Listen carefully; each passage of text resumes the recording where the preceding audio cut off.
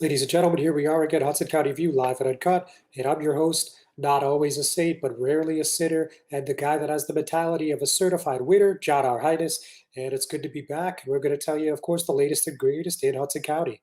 So, there was another marathon meeting of the Jersey City Council last night where, again, the hot topic of discussion was defunding the Jersey City Police Department. So, we're going to tell you all about that. Another really long meeting, 7 hours and change, and over 3 hours of public comment. So, we're going to let you know what the outcomes were there. We're also going to talk a little bit about something leading into that meeting where Ward E Councilman James Solomon took umbrage with the administration introducing a resolution that would add 23 police officers to the force. So that's related, and we're going to add that to the discussion as well. We're also going to have a conversation today about the plans to keep the North Bergen preschool at James J. Braddock Park. There was a Zoom hearing the other day, covered well by my colleague Daniel Yoloya, and we're going to tell you what happened there and what to expect next between the Township of North Bergen and the New Jersey Department of Environmental Protection. And of course, something, of course, as we're getting to the midpoint of August that everybody is thinking about is what is happening with back to school. Well, as it turns out, at least 3 districts now in Hudson County have announced that September will be done through remote learning only. Of course, there's a good chance you already know which 3 districts those are, but we're going to tell you more about it and probably a whole lot more than that too. But first, we're going to get a word in from our sponsors. Burns Brothers Memorials, Monuments, and Markers, 787 Tunley Avenue, Jersey City. Hudson County's only monument maker, serving all faiths and cemeteries. Design studio and large inventory on site. Cemetery inscriptions and custom orders welcome. Burns Brothers Memorials, Monuments, and Markers, 787 Tunley Avenue, just south of Secaucus Road. Craftsmanship that will last for all eternity. Burns Brothers, Jersey City, Albert H. Hopper, North Arlington. Visit us on the net.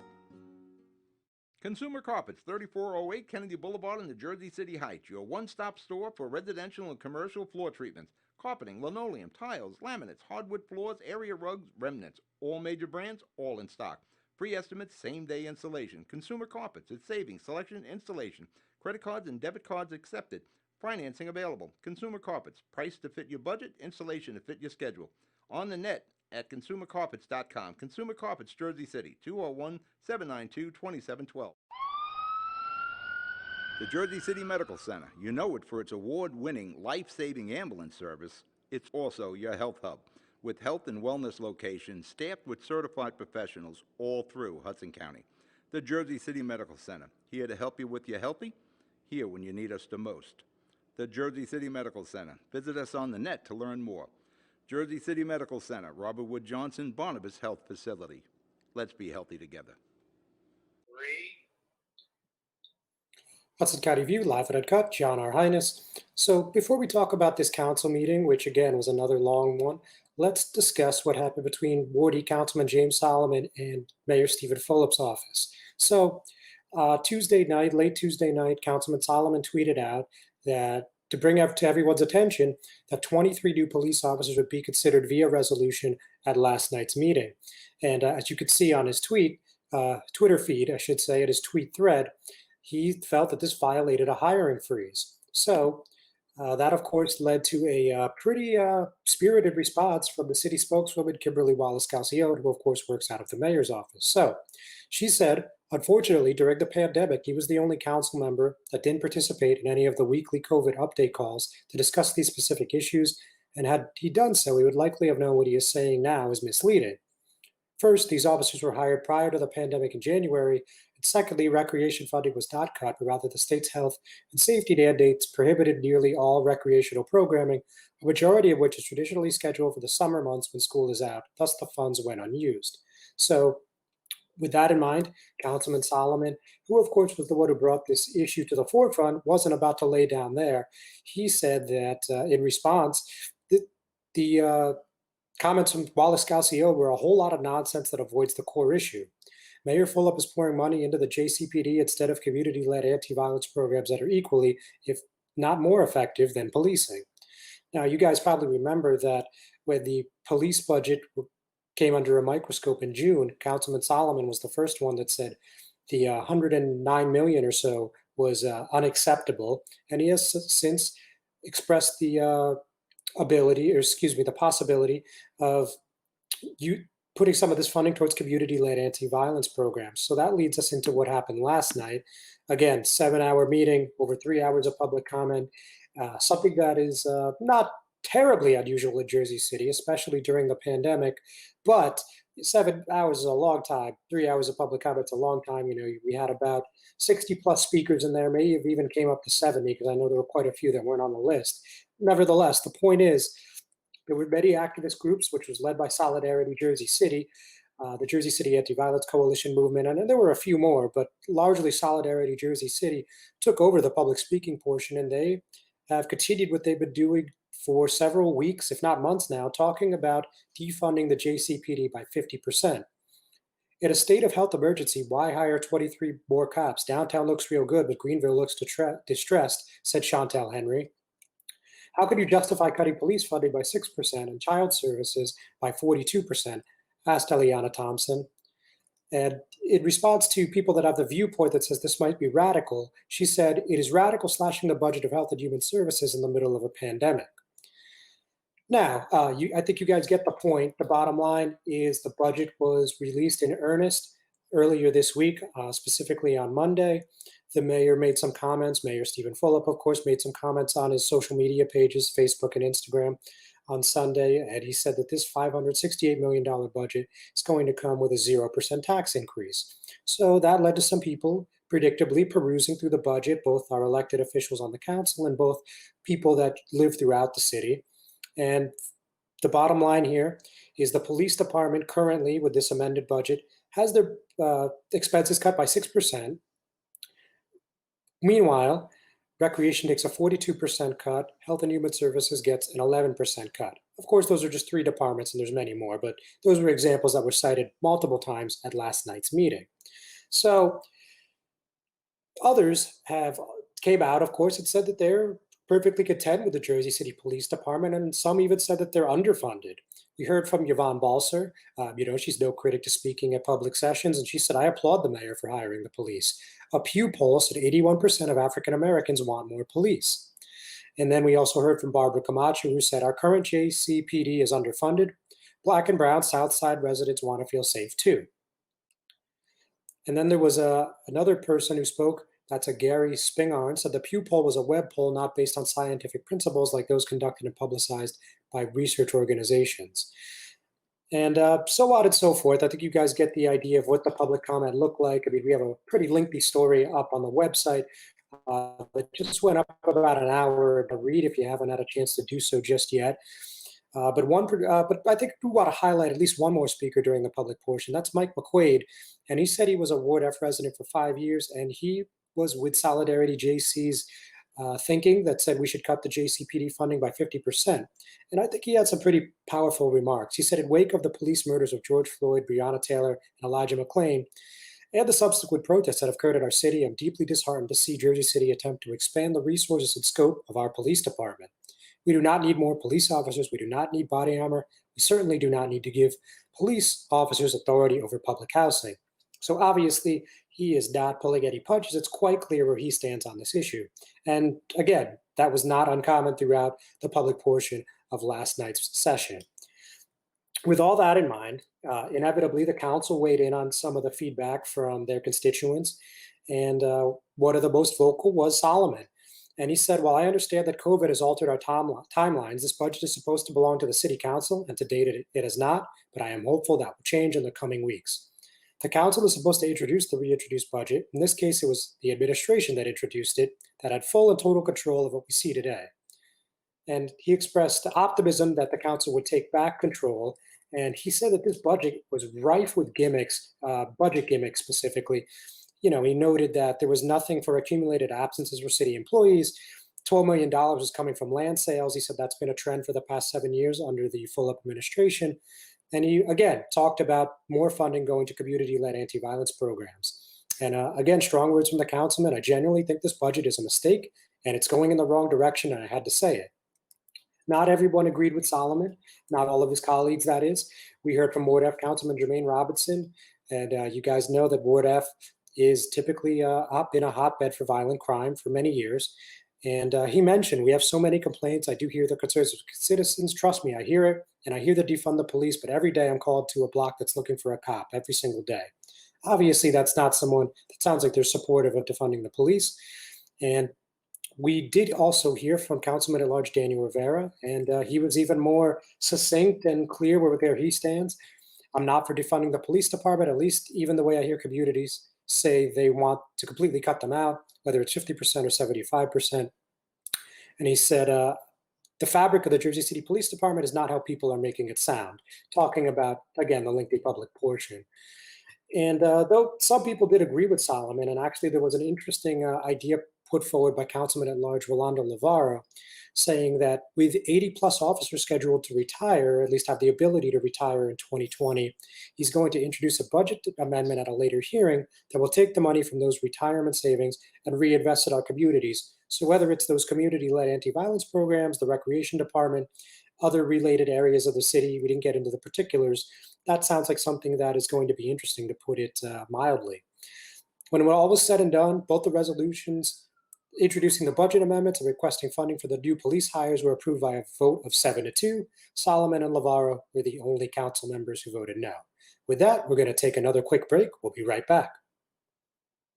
Good Friend Self Storage in North Bergen, New Jersey is a fully climate controlled facility equipped with state of the art security, packing supplies, a Refer a Friend program, and multiple loading docks convenient for commercial use. Located just off of Route 3 at 4301 Tunnelly Avenue, Route 1 and 9. Call 201 867 2444 or visit us on the web today. Good Friend Self Storage. Let us be your good friend. Newport, the luxury waterfront community on the Hudson River, offers a quality of life you deserve in 10 high-rise rental towers with amenities such as the on-site Newport Path subway, light rail and ferry service, Newport Town Square, 3 playgrounds, dog run, upscale restaurants, retail giants like Sears, JCPenney, Macy's, and Target. Morton Williams Supermarket is just outside your front door. A health and fitness club, spa, skating rink, and medical facilities are also on site. NewportNJ.com. Enjoy the New York skyline from Newport Town Square. Manhattan is just one path stop away or quick ride through the Holland Tunnel. Nursery and private elementary schools all on site. 12-screen movie theater at the Newport Center Mall. Want to visit Newport? Stay at the Westin or Marriott Hotel. Go to NewportNJ.com for details. Newport has luxurious towers, great restaurants, shopping, New York skyline views, schools, playgrounds, a marina and yacht club, gym, spa, fine wine, fine living. It's incredible. It's you. NewportNJ.com. Newport, live like you want. Hudson County View, live and uncut. John R. Highness. So we're going to switch gears and we're going to head into North Hudson for a few minutes here. And we're going to talk about the North Bergen preschool program, which, as you guys probably know, is over at James J. Braddock Park by Bruin Stadium, right next to it, actually, in a couple of trailers. It's been there since 2001. And some folks in town are mad because they believe that after the 2018 referendum, those trailers were going to be moved and the pre-K was going to be moved back to somewhere in the residential neighborhood of town. That didn't come to fruition. The Board of Education said that, due to overcrowding in 6th, 7th, and 8th grade, they just couldn't really find a way to work it into their current arrangement, I guess you would say. And they've now appealed to the New Jersey Department of Environmental Protection, that's both with the backing of the township and the Hudson County government, to try to keep that park there for an undetermined amount of time, but I would imagine at least a few more years. And this ended up being a fairly heated meeting. I mean, we heard a lot of people speaking in favor, some of which work there, some of which work for the Board of Ed, and some of our elected officials. So for those of you that haven't had a chance to check it out yet, maybe weren't able to tune into the Zoom hearing, let me just give you some color on what was going on here. So we heard from John Bender, a Board of Education employee, and he said it's been there 20 years with no problem.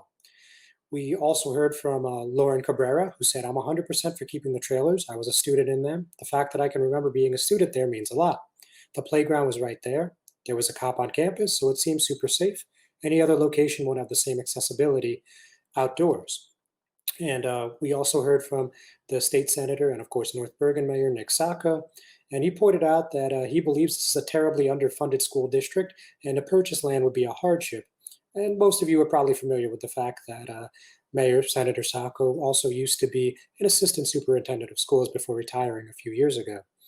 One of the elected officials that took a particularly hard stance was the board had chosen freeholders chairman Anthony Veneri.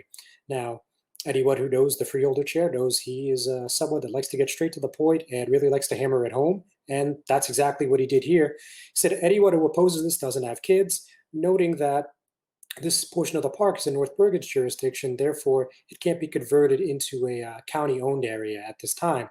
And he said point blank, if you don't like this, you should move out of town. So, certainly there were many who agreed with him on that call, but there were several who did not. Some people believe that this is a poor location and it needs to change.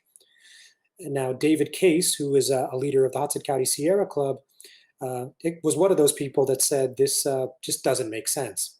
They were told the preschool would be relocated in the 2018 referendum. That the DEP would consider this application as unconscionable. How many times will we be repeating the same farce? What's next? A casino? A racetrack? Where does it stop? And we also heard from Jose Lara, who said that North Bergen's been squatting in this park for 20 years, and he said this would never happen in a white neighborhood. And also making an appearance on the call was Larry Weinstein, of course, a two-time mayoral hopeful and a longtime antagonist of the Sacco administration, who said that the park had been abused by the current local officials. Voters were misled during the referendum, and that taxpayer money was wasted since the referendum was not enacted in full. Another speaker was Esther Ortega, who actually teaches at the school. She's a supervisor at the preschool, and she said, I feel it's absurd for people to judge when they have never entered the buildings. It's like me going into a doctor's office and opining on what medicine they should take. So with all that in mind, I had a chance to speak with New Jersey Department of Environmental Protection spokeswoman Karen Shinsky, and she told HCV that regardless of what was said at the Zoom call, members of the public can still submit comments in writing until August 25th, and that's when the township will have to make their next decision. They will decide whether to proceed with their pending application or to withdraw it and submit a new proposal. She added that the Green Acres program looks forward to continue working with the township and county to resolve this matter. With that, we're going to take another break. See you in a few. Most women who give birth recover without problems, but any woman can have complications after the birth of a baby. Learn the post-birth warning signs such as fever, headache, chest pain, shortness of breath, increased bleeding, or thoughts of hurting yourself or someone else. Knowing these can save your life or the life of someone that you love. Trust your instincts. If you feel something is wrong, call and get evaluated by your healthcare provider. If your symptoms get worse or you do not hear back from your physician, call 911 or go to the nearest emergency room. RWJ Barnabas Health. Let's be healthy together.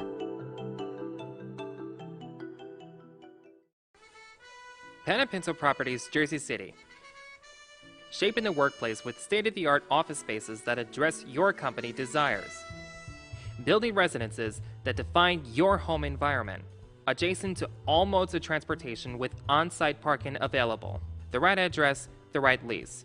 Call 201-521-9000 or visit online at panapintoproperties.com. Panapinto Properties, building Jersey City for everyone. Hudson County View, live at Uncut, John Arhitis. So now we're going to talk a little bit about back to school, which, in reality really isn't back to school at all. It's just a return to remote learning. Now, a lot of people and several teachers unions, as you guys know, throughout the state, have been lobbying Governor Phil Murphy to allow these school districts to have the ability to come back for remote learning initially and then evaluate what's safe, what's not, what's feasible, et cetera, with, of course, the COVID-19 pandemic ongoing. So with that, we saw last week at a special meeting on Thursday, just a few hours after this program concluded, the Jersey City Board of Ed approved a measure that would allow them to do remote learning through September. And Bayonne, the Bayonne Board of Education, had done that the previous month. And the superintendent of schools, John Nice, announced yesterday in a letter to parents that this plan had been approved, which, it makes a lot of sense given the governor's announcement. And the school will start virtually for all of our students on September 9th. So let me read you a portion of that letter. He said the Bayonne School District will begin school year 2020-2021 on September 9th, 2020 virtually for all of our students. You will be receiving specific information from your building principal with the coming weeks about specific hours of each school, services, technology, and information specific to your student. Our district's virtual education plan will also be located on our website. And he said that this will be evaluated monthly, which seems to be basically the trend throughout the state for people that want to do remote learning through September. So They were one of the first in the state to propose an all remote learning plan. And that was one of a few options that were pending approval from the New Jersey Department of Education. But again, as was well publicized by the governor and many other news outlets as well, districts throughout New Jersey can resume via remote learning, though there are caveats there. It's not just you put in a request and that's it. You have to be able to prove that you can meet all health and safety standards upon the return of students and staff to the classroom, and you have to present an anticipated date to return to the classrooms. Of course, this is all subject to change. Obviously, the numbers are varying day to day, week to week, and the rate of transmission, the same thing. So this is going to be a very fluid process, which is frustrating a lot of people in the education systems, again, across New Jersey. So it's really a day by day thing. And again, the Jersey City Board of Education did something similar last week to great fanfare. We saw hundreds of comments, shares, likes, people that were enthusiastic. I mean, some not so enthusiastic. And then this morning, we saw the North Bergen Board of Education will be following suit. That particular school district, that particular school board voted 9-0 last night to do remote learning through September. And they made a formal announcement on Twitter. And they said that the school district will reevaluate this plan with an expectation for an October 1st move to hybrid learning, which is, of course, in-person and remote instruction, provided that the data supports this decision. The full virtual remote learning plan will be announced next week. This plan will include information regarding students' virtual instruction schedule, expectations for students, parents and staff, equitable access to technology, special and related services, as well as lunch. So obviously this is becoming commonplace throughout the county. In North Bergen, just to backtrack for just a quick second, their year is going to begin on September 8th. And this is something that we would expect to see. I mean, we know that the Bayonne Teachers Union and the West New York Teachers Union had expressed displeasure about returning to the classroom in September. So, we're going to see what happens throughout North Hudson. We haven't heard from Union City, Weehawken, or, that's right, West New York yet. So we're going to see what happens there. And of course, we're curious to see Kearney, Harrison, so on and so forth, Secaucus. But I don't imagine we're going to see many, if any, public schools returning to the classroom in September. But of course, that's all, subject to change, as I mentioned earlier. So with that, we're going to take one more break, and we'll be just back with you in a couple moments here. Rama Jewelers, located in the Lyndhurst Shopping Center at 413 Valley Brook Avenue, Lyndhurst. Come for all your jeweler needs at Rama Jewelers, where you will find a fine selection of necklaces, earrings, rings, and bracelets. Choose from one of our complete sets, our many signature items, or find the perfect engagement ring. Come on down. That's Rama Jewelers at 413 Valley Brook Ave, Lyndhurst. Call 201-939-5784 or visit us online today. You know those times when you need to see the doctor, but you just can't get to the doctor? So where do you go? Go to the App Store, download the Telemed app from RWJ Barnabas Health, and you see the doctor right away. From any mobile device, whenever you want, wherever you are. Quality care, no appointment necessary. The doctor is online when you download the Telemed app. Don't you feel better already? RWJ Barnabas Health. Let's be healthy together. Hudson County View, live at Uncut, John R. Highness. So obviously you guys don't need to be reminded that this show is usually dedicated to the political and governmental happenings here in Hudson County. But I think we would be remiss if we didn't talk about what ended up being a very really sad and unfortunate weekend in the Jersey City Heights and Hoboken last week. So I wanted to shed some light on what's happened there. I mean, I'm sure you're all familiar to some degree, but I just wanted to go into more detail. So, the one that probably got the most publicity was a Jersey City man was charged with stabbing his roommate to death in his Heights apartment on Saturday. And, this is over on New York Avenue, which is really only maybe 2 or 3 blocks away from where I live. And, it's a very safe, calm neighborhood for the most part. So really shocking to people that live here. When I was there at the scene on Saturday, you could just tell that some people were just in awe of what was happening. At the time, of course, I didn't know exactly what had happened. It appeared that there was a murder. Obviously, the homicide unit from the Hudson County Prosecutor's Office was on the scene. But we learned, of course, in short order, that a man, his name is Yoting Ji, was killed, stabbed to death, multiple stabbings, we're told. And the man arrested and charged was his roommate, Tong Chang. And he was 26 and the victim was 23. Now, the prosecutor's office, through prosecutor Esther Suarez, said that Chang was an alumni of Stevens Institute of Technology Graduate School, and G was a current graduate student at Stevens, and they shared an apartment. Chang was arrested without incident just before 4:30 a.m. at a hotel in Weehawken, and that arrest was made on Monday. So he was charged with murder, possession of a weapon for unlawful purposes, and unlawful possession of a weapon. So the manner and cause of death are pending the findings of the regional medical examiner's office, which you see written often, but it doesn't look like this one's really going to be any secret. Looks quite apparent based on the cursory information we have that the young man unfortunately was stabbed to death. Now, a lot of agencies were involved with this arrest, so I think it's worth noting that they did their due diligence here. Not only the Hudson County Prosecutor's Office Homicide Unit and the Jersey City Police, as you would expect, but the Stevens Institute of Technology Police, Hoboken Police, Weehawken Police, New Jersey State Police, Hudson County Regional SWAT, NJ Transit Police, Maywood Police Department K-9 Unit, and NJ State Park Police K-9 all were involved with the investigation and the arrest. So, especially from the prosecutor's perspective, that's good police work. So, like I said to you, though, that was just one of 3 violent incidents in less than 24 hours. So another thing that happened on Friday evening was there was a fatal shooting in Hoboken. And it was actually an incident that took the life of a 26-year-old South Jersey man, which is raising questions on what exactly was happening at this residence. Some have speculated that it's some sort of full-time rental like an Airbnb, but we don't have any full-fledged evidence of this yet. So, as far as the heart of the matter, again, we'll tell you what the Hudson County Prosecutor's Office said. Said at about 10:30 p.m. on Friday, Hoboken police responded to an apartment at 300 Grand Street on a report of a deceased male, and his name was Marquise Davis, a 26-year-old Willingboro man who had gunshot wounds to the body, and he was pronounced dead at the scene at 10:52 p.m. And if ruled a homicide, this will be the first murder in Hoboken since January 2017. We haven't heard of a heck of a lot more beyond that. But this is an active investigation, which is probably a good explanation as to why we haven't heard much more. So that's, of course, in conjunction, joint effort, I guess I should say, between the HCPO and Hoboken Police.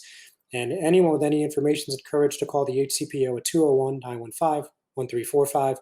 You could also leave a tip at Hudson County Prosecutor's Office, nj.org/homicide-tip. That's on the website. I know it might be a bit difficult to remember at a moment's notice, but with that, there was actually another violent incident, I guess you could call it, in the Heights on Friday evening. This was much earlier in the evening, approximately 6 o'clock. And this was a police-involved shooting, which is, something that you don't see in Hudson every day, not terribly common. What we can tell you is that at this time is that the incident was reported to the Hudson County Prosecutor's Office and the New Jersey Attorney General in short order, and that's standard procedure for police-involved shootings. The incident occurred at 25 Hopkins Avenue, and the man allegedly tried to attack, who had a knife, allegedly tried to attack the officer. Pepper spray was deployed by police, and the alleged aggressor was shot twice as he was lunging towards police with the knife. Now, obviously, that sounds like a pretty serious situation. Police were responding to a domestic call. They found a alleged drunken individual who clearly had the intent to get violent, based on this account that we have from the authorities. So this is, again, a joint investigation between the Hudson County Prosecutor's Office and the New Jersey Attorney General's Office. Obviously, we would like to see some closure in these cases, and when we hear more details on those latter two that I discussed, we will let you know. With that, we've reached our time, ladies and gentlemen. Thanks as always for joining me. See you next week. Stay safe. Take it easy.